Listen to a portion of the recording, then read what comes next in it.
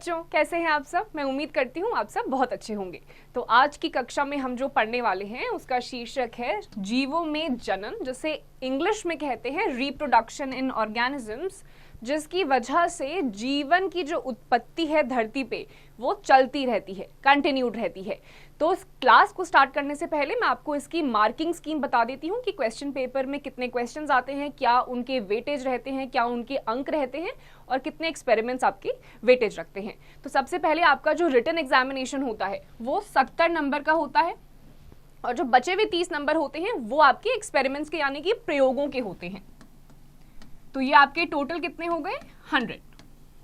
तो ये कुल मिला के आपके हो गए हैं 100। अब इसमें से भी जो आपका 70 नंबर का रिटन क्वेश्चन पेपर आता है जो आपको लिखित में देना होता है, सबसे पहले आपके 16 क्वेश्चंस आते हैं 1 नंबर के और ये आपके होते हैं मल्टीपल चॉइस क्वेश्चंस, जिसमें आपके पास हर सवाल के साथ 4 ऑप्शंस दिए जाते हैं और आपको सही उत्तर उसमें से छांटना होता है। दूसरे आपके होते हैं शॉर्ट आंसर क्वेश्चंस, ये आपके 5 होते हैं। हर एक सवाल जो आपका होता है वो आपका 2 नंबर का होता है। तो ये आपके कुल मिला के हो गए 10 नंबर। इसके बाद आपका आता है शॉर्ट आंसर क्वेश्चंस, ये आपके 7 होते हैं और ये जो 7 आपके होते हैं ये आपके हर एक सवाल 3 नंबर का होता है, ये आपका हो गया 21। उसके बाद आपके आते हैं शॉर्ट आंसर क्वेश्चंस, ये आपके 2 होते हैं, 2 आपके होते हैं 4 नंबर के, ये आपका हो गया 8। इसके बाद आपके 3 सवाल आते हैं जो आपके लंबे होते हैं, लॉन्ग आंसर क्वेश्चंस होते हैं, ये आपके हर एक जो क्वेश्चन होता है ये 5 नंबर का होता है, ये हो गया आपका 15 नंबर। ये कुल मिला के आपका सारा का सारा क्वेश्चन पेपर आता है 70 नंबर का। बचे हुए जो आपके 30 नंबर हैं उसमें आपके एक्सपेरिमेंट्स यानी कि प्रयोग आते हैं, उसका जो आपका मार्किंग होता है वो होता है 5 + 10 + 5 और +10। ये आपका कैसे रहता है, इसमें जो 5 नंबर होते हैं आपकी आइडेंटिफिकेशन होती है, जितने भी आपके एक्सपेरिमेंट्स या प्रयोग के जो आपका सामान होता है उसको आपको आइडेंटिफाई करना होता है, उसके आपके 5 नंबर होते हैं। 10 नंबर जो होता है वो आपके प्रैक्टिकल्स के होते हैं, जो भी आपका अपैरेटस होता है, जो भी आपके सामान होते हैं उसके साथ आपको एक्सपेरिमेंट्स करके दिखाना होता है। उसके बाद जो आपका 5 नंबर आता है, बचा हुआ जो 5 नंबर है उसमें आपकी जो फाइल्स वगैरह होती हैं, जितने भी आपकी प्रैक्टिकल रिकॉर्ड्स होते हैं उसके 5 नंबर होते हैं और 10 नंबर का आपका वाइवा होता है जिसमें आपकी जो टीचर होगी वो आपसे वर्बली क्वेश्चंस पूछेगी। सो स्टूडेंट्स, ये है आपकी पूरी की पूरी मार्किंग स्कीम, जिसके हिसाब से हम हर एक चैप्टर के जो क्वेश्चंस हैं उनको प्रिपेयर करेंगे। So let's start. अब हम शुरू करेंगे अपना चैप्टर। तो हमारे पहली कक्षा का या पहले अध्याय का नाम है जीवों में जनन, जिसको इंग्लिश में कहते हैं रिप्रोडक्शन इन ऑर्गेनिजम्स। और इसका जो बेसिक मकसद होता है या अस्तित्व होता है वो ये होता है कि जो उत्पत्ति है धरती पे जीवन की वो चलती रहे, कंटिन्यूड रहे। अगर जनन नहीं होगा तो आगे आपको ना पेड़ पौधे दिखाई देंगे, ना इंसान दिखाई देंगे, ना किसी भी प्रकार के आपको जानवर दिखाई देंगे।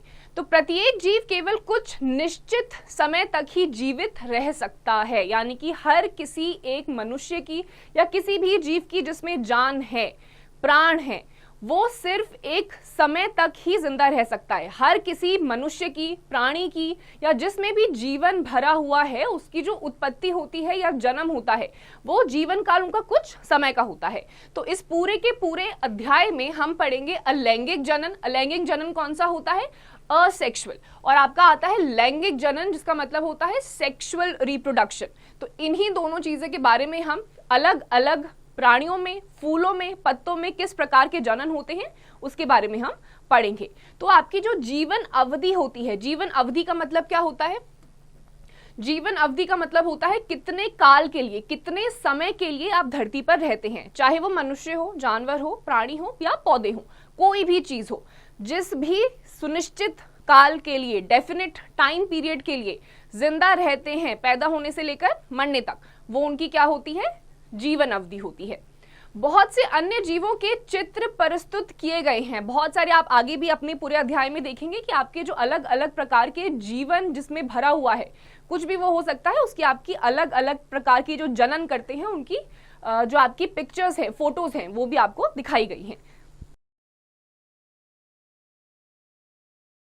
इन दिनों चरम सीमाओं के मध्य आकांक्षिक जीवित जीवों की जीवन अवधि बनी रहती है। तो आपका जीवन काल या जीवन अवधि कितनी रहेगी वो आपके साइज यानी कि आकार पर निर्भर नहीं करता है। यहाँ पर आपका उदाहरण भी लिया गया है किसका, कौवे और तोते का। दोनों जो चिड़िया हैं वो लगभग आप देखेंगे तो उनका आकार एक जैसा ही है, लेकिन यहाँ पर अगर आप देखेंगे कौवे और तोते की जो अवधि होती है उसमें जमीन आसमान का फर्क है।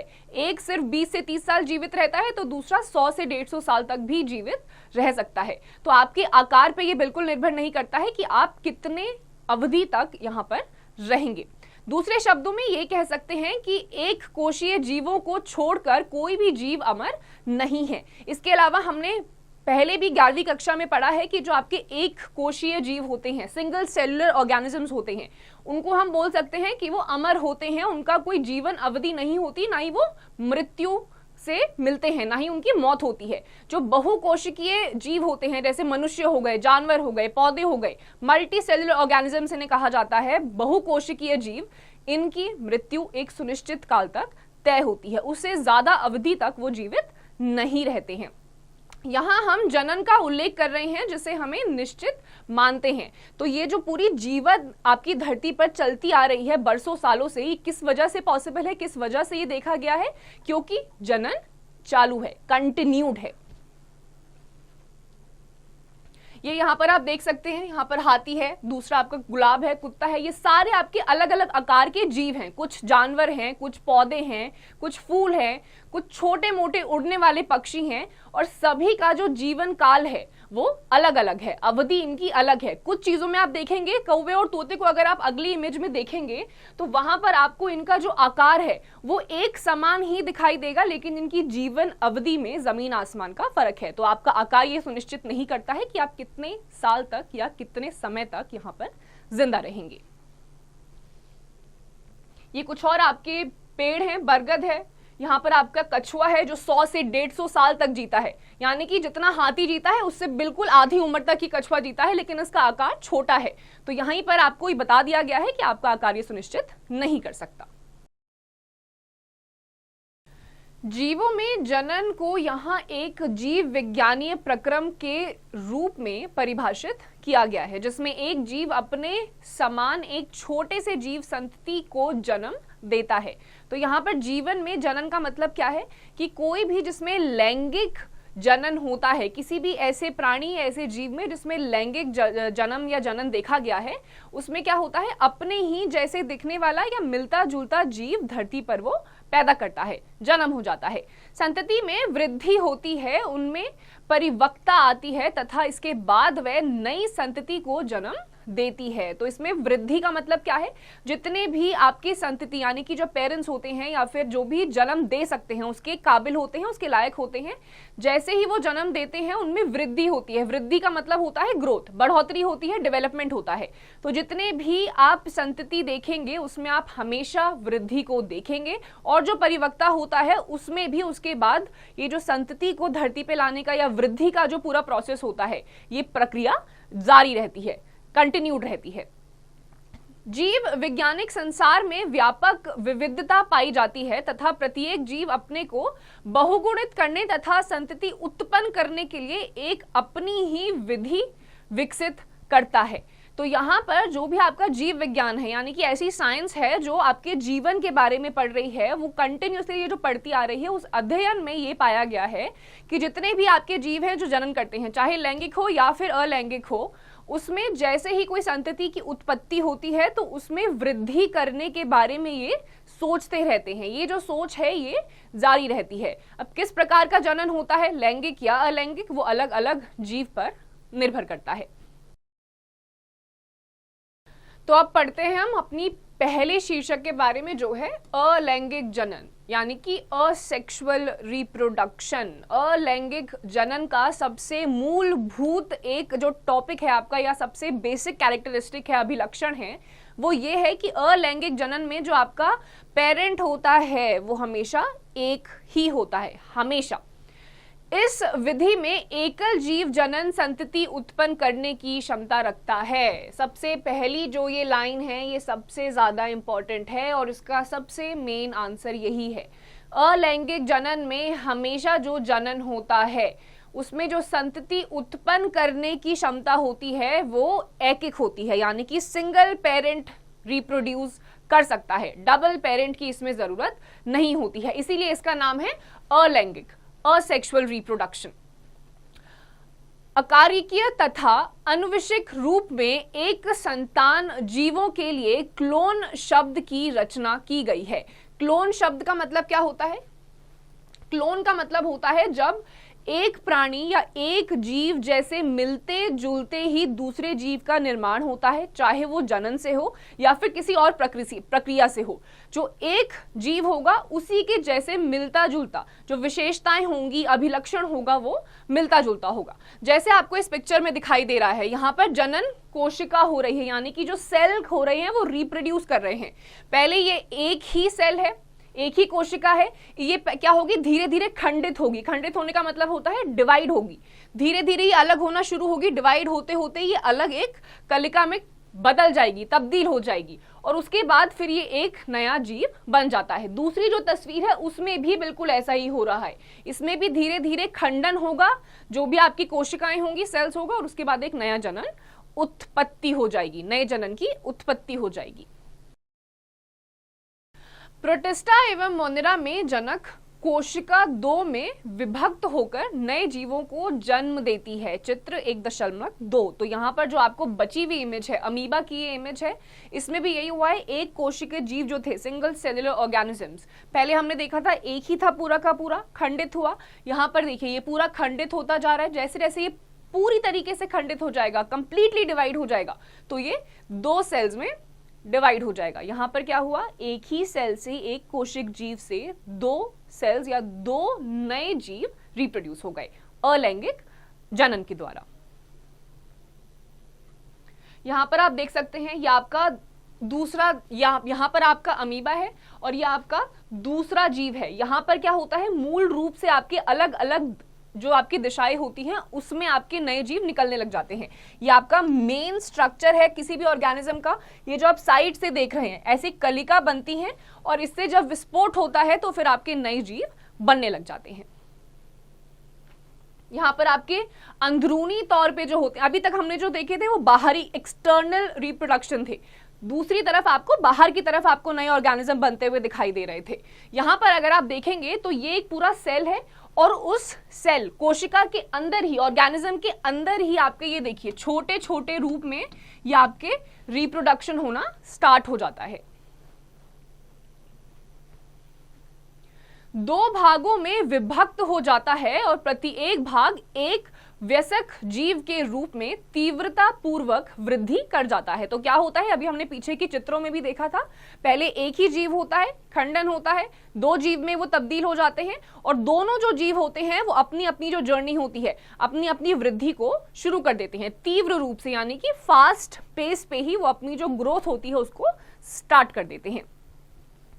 यीस्ट में यह विभाजन एक समान नहीं होता तथा छोटी कलिकाएं उत्पन्न हो जाती हैं जो प्रारंभ में तो अनक कोशिकाएं से जुड़ी रहती हैं और बाद में अलग होकर नए यीस्ट जीव में परिवर्तन हो जाता है। तो अभी हमने जो पीछे की इमेज देखी थी, पीछे की इमेज में जो आपका यीस्ट था, इस यीस्ट में भी क्या होता है, पहले तो आपका एक्सटर्नल आपकी कलिकाएं बनने लग जाती हैं। इस प्रकार से आपकी कलिकाएं बनने लग जाती हैं और जैसे जैसे फिर कलिकाएं आपकी टूटती हैं, खंडित होना शुरू हो जाती हैं, तो वो और मल्टीपल यीस्ट में आपकी कन्वर्ट हो जाती हैं।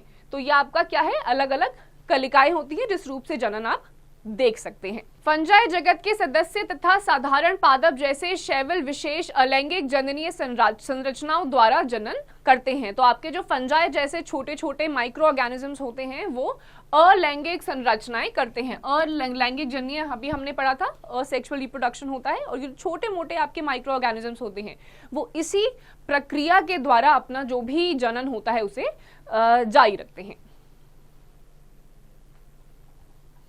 यहाँ पर आप देख सकते हैं ये आपका क्या है, आलू है। अब आलू के द्वारा भी आपके अलग अलग, ये जो आपको छोटी छोटी आलू पे आपको जो दाग दिखाई देते हैं उसको अंग्रेजी में कहा जाता है आईज ऑफ पोटैटोज और हिंदी में इसे कहा जाता है आंखें। इन्हीं आंखों से फिर आपका एक नया स्टेम, नई चीज निकलती है और उसी से फिर आपका एक दूसरा प्लांट ग्रो करने लग जाता है, दूसरा पौधा निकल जाता है। ये आपका दूसरा एग्जाम्पल है, दूसरा उदाहरण है। इसमें भी आपकी कलिकाएं निकलती हैं और इन्हीं कलिकाएं से फिर आपके दूसरा पौधा, नया पौधा बिल्कुल सेम प्रकार का आपका उगने लग जाता है। यह आपके कुछ और उदाहरण हैं जिसमें आपकी क्या होता है, अलैंगिक जनन होता है और इसमें आपकी अलग अलग कलिकाएं बनती हैं। इस प्रकार से ये जो आप बाहर निकलते हुए देख रहे हैं और इसी से फिर आपका जो होता है नया प्लांट ग्रो करने लग जाता है। कक्षा 11वीं में आपने पादपों के कायिक जनन के बारे में अवश्य ज्ञान प्राप्त किया होगा। आपके क्या विचार हैं कि कायिक जनन भी एक प्रकार का अलैंगिक जनन है?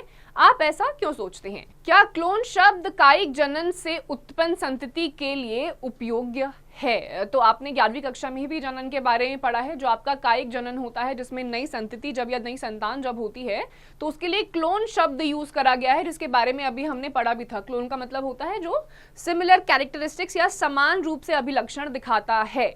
तो क्या ये शब्द इस्तेमाल करना सही है? किस हद तक सही है, इसका उत्तर आपको खुद देना है और आगे के अध्याय में हम उसके बारे में पढ़ेंगे भी। जबकि जंतुओं तथा अन्य साधारण जीवों में अलैंगिक शब्द का प्रयोग स्पष्ट रूप से तथा पादपों में इस शब्द का प्रयोग निरंतर किया जाता है। तो आपके जो अलैंगिक शब्द है यानी कि असेक्सुअल रिप्रोडक्शन है, या आपके जो साधारण जीव हैं जो आप मूलभूत से अपनी डे टू डे लाइफ में भी देखते हैं, उनके लिए ये जो अलैंगिक शब्द है, इसका जो रूप है, इसका जो शब्द है, ये आप बहुत देर से देख रहे हैं कि इस्तेमाल किया जाता है। अब आपके जो अलग अलग ऑर्गेनिजम्स होते हैं, जीव होते हैं, उनका जो स्ट्रक्चर भी होता है वो भी अलग होता है और उसको देखकर भी आप पता लगा सकते हैं कि वो अलैंगिक जनन करता है या फिर लैंगिक जनन करता है।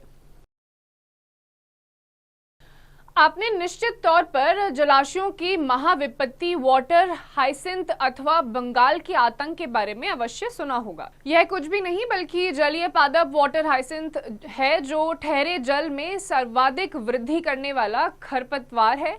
यह जल में ऑक्सीजन खींच लेता है, जिसके परिणाम स्वरूप मछलियां मर जाती हैं। तो आपके जो हाइसिंथ है यानी कि वाटर में जो आपकी कुछ ऐसे पादप होते हैं जो सारा का सारा ऑक्सीजन जो आपके पानी में मौजूद होता है, जो बाकी सारे जो जीव होते हैं जिसकी बदौलत वो जिंदा रहते हैं, वो सारा खींच लेता है, जिसके परिणाम स्वरूप एज अ रिजल्ट उस जितनी भी मछलियां उस पानी में होती हैं वो सारी की सारी मर जाती हैं। क्या आप इस तथ्य से परिचित हैं कि आलू, गन्ना, केला, अदरक, डहेलिया जैसे पादपों की खेती किस प्रकार की जाती है? तो आपने जितने भी आपने अलग अलग प्रकार की चीजें देखी है यहाँ पर, चाहे डहेलिया हो गया, केला हो गया, जितने भी पादप हैं उसकी खेती किस प्रकार की जाती है, अब हम वो जानने वाले हैं। क्या आपने आलू के कंद पर स्थित कलिका, जिसे आंखें भी कहते हैं, से और केले तथा अदरक के प्रकंद से नन्हा सा पादप निकलता हुआ देखा है?